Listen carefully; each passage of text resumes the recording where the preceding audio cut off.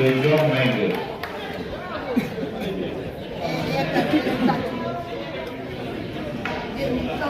Assalamu alaikum wa rahmatullahi ta'ala wa barakatuh. En démocratie, le pouvoir implique la responsabilité. Hélas, depuis le 24 mars, le régime qui est à la tête de ce pays est un régime qui fait dans le tapalé, dans le tafanto et la ruse. J'aimerais pouvoir leur dire que la ruse, certes, amuse à un moment donné. Mais la ruse, ça s'use et la ruse use. Mané. Tapalé day mën na laa mayum réew mbaa mu jox la cër ci réew waaye tapaleeru réew. Quand on vous donne un pouvoir, un pays, le minimum qu'on attend de vous, c'est que vous le construisiez et non de le déconstruire. Le régime tapalé, tafanto et ruse est un régime qui fait dans le refus de célébration de l'engagement souscrit, de l'allégance républicaine et de la courtoisie républicaine. En tant que député socialiste, en tant que député membre de la coalition Benno Bokk Yaakaar, tout ce que mes collègues qui m'ont précédé à cette tribune ont dit, je l'assume. Mais je veux y ajouter une chose. Si vous étiez venu faire avec nous la DPG, suivi d'un débat de réorientation budgétaire, si vous étiez venu nous proposer une LFR, vous auriez pu montrer que vous êtes dans de bonnes dispositions. Et je vous dis qu'au-delà de ma personne, peut-être que tout le Benno Bokk Yaakaar adoptera la LFR, débattra royalement avec vous de la DOP, écoutera et échangera dans le cadre de la DPG. Et même, nous adopterons votre budget. Nous l'avons prouvé avec Abdoulaye Wade en 2000. Vous nous demandez de vous autoriser à supprimer. Le président Nous vous demandez de vous autoriser à supprimer, à dissoudre le HCCT et le Conseil constitutionnel environnemental. C'est de l'incohérence. Notre pays siège au niveau des Nations Unies. Aux Nations Unies, il y a le Conseil constitutionnel environnemental. Dans tous les pays du monde, y compris dans les royaumes, il y en a. Et puisque c'est de la cohérence que naissent des grandes choses, laissez-moi vous dire que vous ne pouvez pas compter sur moi. Et vous ne pouvez pas compter normalement sur tous les wadistes. Vous ne pouvez pas compter normalement sur tous les grandes choses. Pour ce qui est de la CCT. Ça a été recommandé par l'Union africaine en 1998. Le Sénégal l'a adopté sous le principe en 2014, consacré par référendum en 2016. Mes chers amis, ne vous compliquez pas la tâche. Loin des bravades, parce que je vous ai dit l'autre jour qu'il ne faut pas faire dans les bravades. Je vous demande, je nous exhorte à savoir que vous n'êtes pas éternel. Quand on gouverne un pays, on doit essayer de savoir que partout dans le monde, il y a des institutions qui durent des siècles, qui sont plus anciennes, qui ont plus de longévité que les personnes ou les régimes. Abdoulaye Wade, parce que vous savez, Macky Sall, mon leader,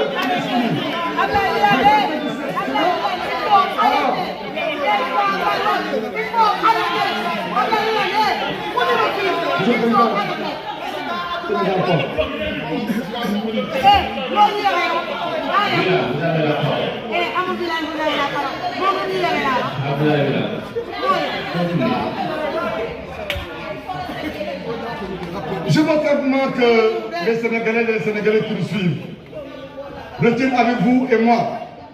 que le Haut Conseil des collectivités territoriales doit demeurer. Le Conseil économique, social et environnemental doit demeurer.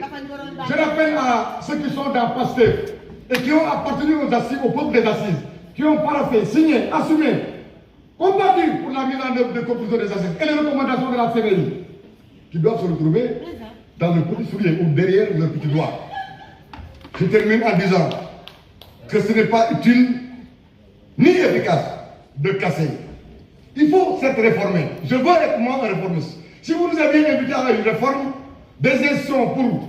les rendre plus viables, plus supportables, soutenables du point de vue de la dépense publique, vous auriez peut-être obtenu un consensus. Alors, ce n'est pas par la violence qu'on conquiert et exerce le pouvoir. Soyez plus humbles et retenez que la République est d'élégance toute faite en tout lieu et en toutes circonstances. Mes chers collègues, votez pour appuyer la décision de la commission en rejetant ce projet de loi qui est inutile, dangereux et enfantin. Je vous remercie. Merci. La parole est à Diomaye, suivi de Mamadou Cissé.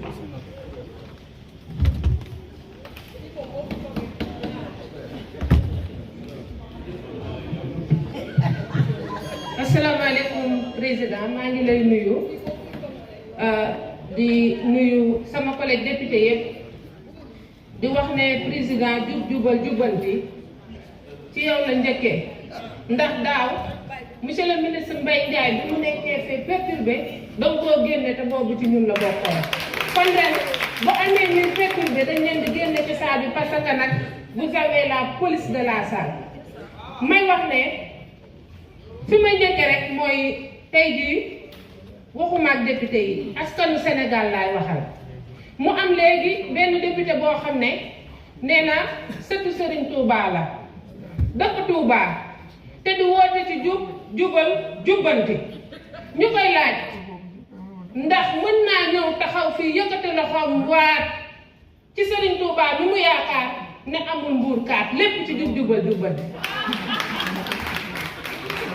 ñi may wax sëtu Serigne Touba boobu ne moo gën doomu aadama yi yàlla sàkk barki dem boo njaay ci suufu Serigne Touba bi nga xam ne fa la fekk mbaax fa lañ ko yuuxoowee digg bëccëg te muy député bi foofu kon ñu ngi koy ñaan ci jubbanti boobu mu ñëw wax askan wi dégg ko mu taxaw waat ne moom jubbanti na ci mbuurkat googu ñoo ngi ko ci woo mu ñëw leeral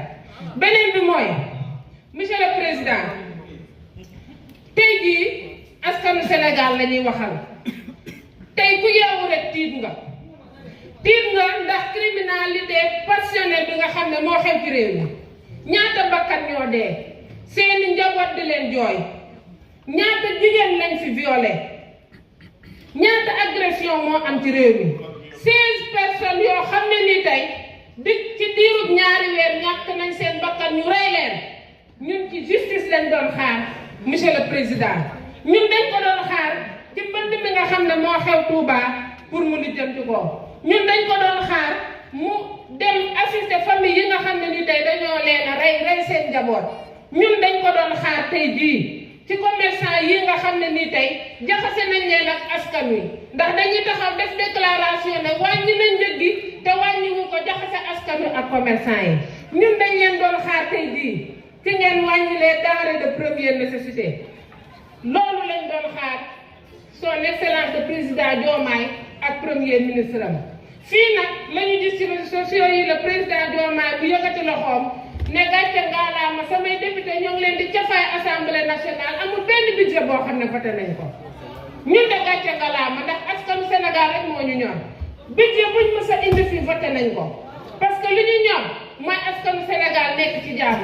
ñoo ngi xaar le président Diomaye ak Ousmane Sonko ba xam tey jii seen député yi dinañ ñëw voté leen seen budget yi jëm ci askan wi kenn mënut a nax askan wi fi mu toll nii da ngeen a wax ne nag da ngeen a bëgg a yaxanal koppari réew mi fii ñuy wax ak yéen son excellence le président Bassirou Diomaye moom ci voyage ci énième voyage yi nga xam ne moom koy def te apporté lul dara Sénégal lu may jël l'argent du contribuable di ci dem di tukki di dem di ñëw son excellence le président Macky Sall bañ ko falee dafa toog ci këram Mermoz ñu gis ne xiif nguur ak namoon nguur tax na bañ leen falee da ngeen a dem dans les hôtels de luxe comme King Fahd Palace Azalaï di fa noos di dawal des voitures de luxe dañu ne bay ci sa wewu tàng askanu Sénégal xaaruñu leen ci lii nit ñi seen sit yi dem nañ nit ñi xiif nañ jeunesse bi liggéey la ñu soxla ngeen ne FERA da ngeen ko bëgg a éliminer pour 26 000 personnes yoo xam ne nii tey dañ leen a war a dàq ñu dem au chômage dama ne mun leen a nax askanu Sénégal li fi nekk mooy summi mbubbu Jean solol ko Paul te conseil économique social accès pour créer yeneen yoo xam ne seen nit lañ fay teg Sénégalais nag dañoo sonn ci naxaate bi nga xam ne moom ngeen di def man Dior Mbengue de je rends hommage à tous les STC et Européens du Sénégal ci seen liggéey bu rafet bi nga xam ne contribuer nañ ko di wax ne je ne voterai pas cette loi di wax ne président Ousmane Sonko ci liñ koy xaar mooy mu sàmm kàddoom donte mosu koo def nag ñëw ci déclaration politique générale bi nga xam ne ci loolu lañ ko doon xaar nit nag mënta ji gerte bay ñebbe lii ñu gis tey fii muy indiscipline muy saaga muy yàq muy toj loolu lañ yare jeunesse Sénégal yi moo tax fu ñu dem loolu lañ koy yóbbu. Merci, chers collègues. La parole est à notre collègue Mamadou Cissé, suivi de Maïka.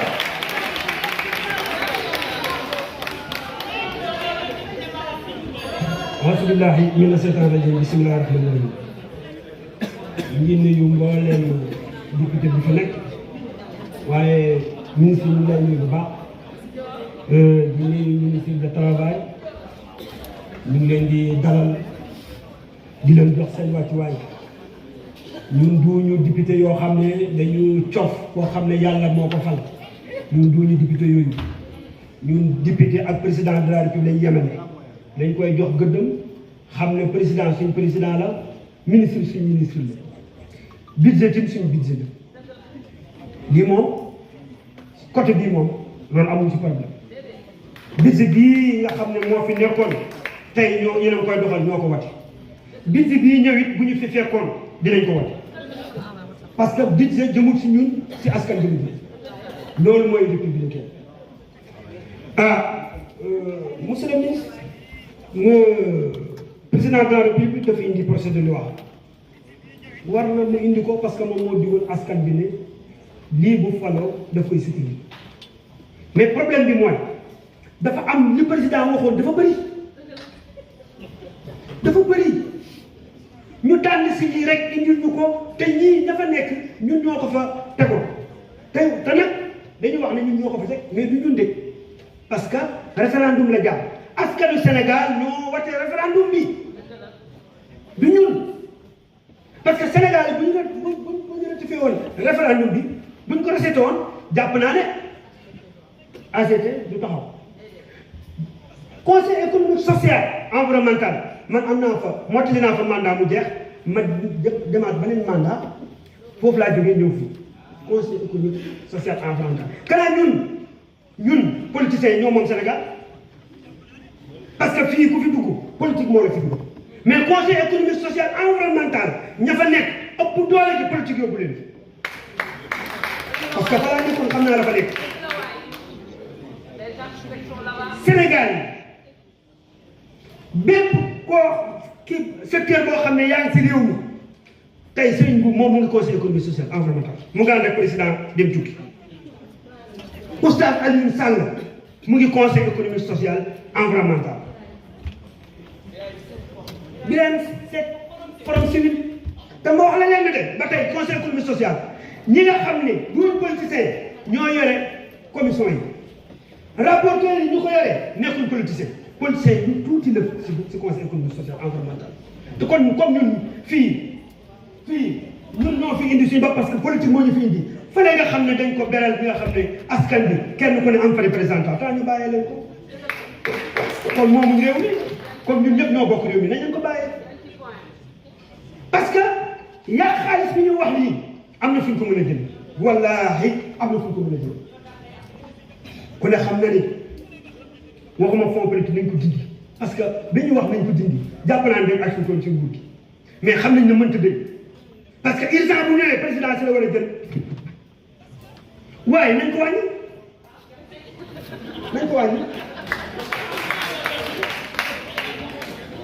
beneen bi nga xam ne mooy fonds commun yi nga xam ne moom lañ génnee décret ñu génnee ko fonds commun yi moom man xaw ma sax ni fonds commun man damaa foog ne fonds commun sax amul ndeke fonds commun dañu toog ba at bu jot rek ñu séddoo def seen poche loolu daf ñu jaaxal trop damaa bëggoon ñu wax dëgg askan bi wax dëgg askan bi mooy gis nga assemblée nationale bii tas ko ñàkk koy tas lañ yemale président bu ñëwee indi fi loo xam ne lu war a jàll la dinañ ko jàll waaye benn problème moo ma jaaxal ñun député yi temps ñu seet projet de loi ñu def ubbi section extraordinaire pour ñu criminaliser góor jigéen ñu criminaliser ñi rey ku rey ñu rey la na gaaw parce que Abdou Bara Dolly wax na ne muy déposé ko nañu signé balaa ñuy dossier de assemblée nationale man de billahi bu doon suba sago dinaa ko te balaa may dindi te nag li ñu gën a éliminé ñun li ñu gën a éliminé mooy ñii ay góor jigéen leen bu ngeen leen watalee góor jigéen lañu dem loolu moo ñu éliminé bu looloo tax li ñu am député yi ñu am sénégalais